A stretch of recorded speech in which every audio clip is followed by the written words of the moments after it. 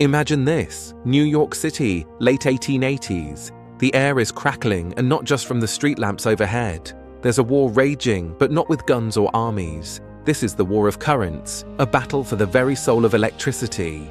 On one side, Thomas Edison, the Wizard of Menlo Park. To Edison, the answer is simple: direct current, or DC. It's steady, predictable, and he's already built a web of DC-powered infrastructure. Edison's face is on the newspapers, his name dazzling in lights, literally. But across the field stands Nikola Tesla. He's a Serbian-born genius, brilliant, eccentric, and he's got something up his sleeve: alternating current, or AC. Backing Tesla is the industrial powerhouse George Westinghouse, a man who knows when he sees a good idea and an opportunity to change the world. Now, here's where the story gets wild. Edison, desperate to protect his DC empire, launches a full-on fear campaign. He stages public demonstrations, gruesome ones, where he electrocutes animals with AC to prove it's dangerous. Headlines scream about the horrors of alternating current. People worry the wires overhead could drop like snakes from the sky. The public? Terrified. But science doesn't care about headlines. Tesla and Westinghouse know that AC has one massive advantage. It can travel long distances without losing energy. That means you can build power plants far from cities and fend electricity for miles. Suddenly, rural America can have light, machinery, and progress wherever the wires can reach. The showdown hits its peak at the 1893 World's Fair in Chicago. Westinghouse, using Tesla's AC system, lights up the entire fairground. Imagine, the night sky explodes in color, the crowd gasps, and for a moment the future is right there before their eyes. It's a spectacle, but it's also science in action.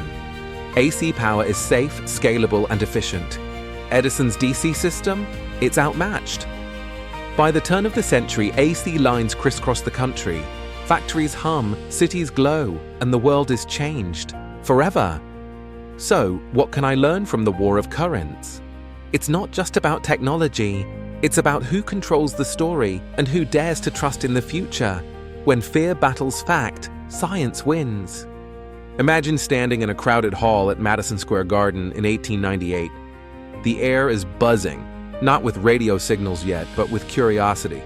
Nikola Tesla, already famous for his work with electricity, steps up to unveil something no one's ever seen: a tiny boat floating in a tank, controlled not by wires but by invisible signals sent through the air. Now today we're all familiar with remote controls, TVs, drones, even garage doors. But back then, this was wizardry.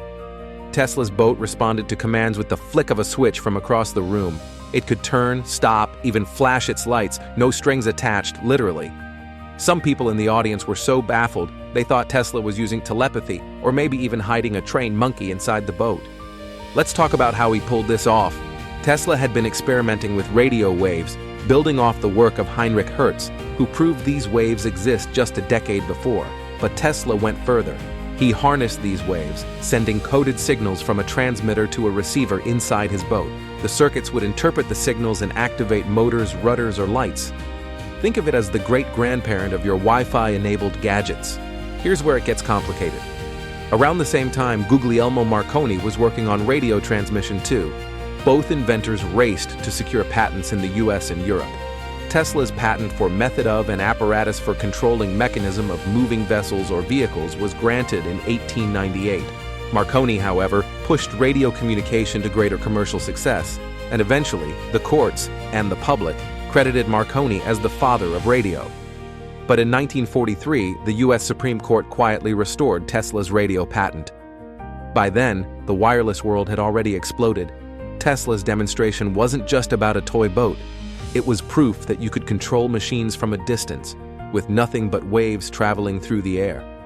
This idea laid the groundwork for everything from military drones to smart home devices, and even the Mars rovers were driving on another planet.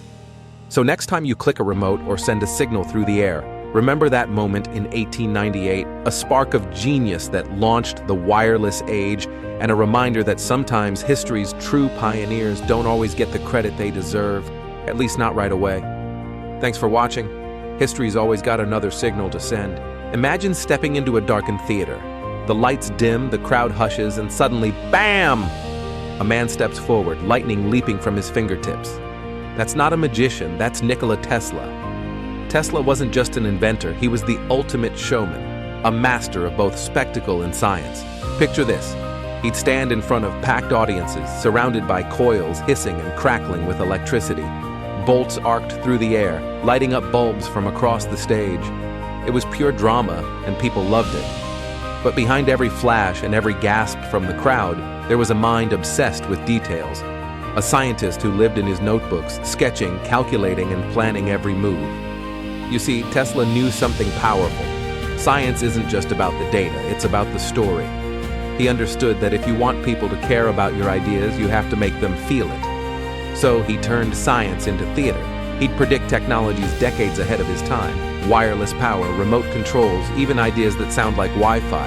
And he made his dreams look real.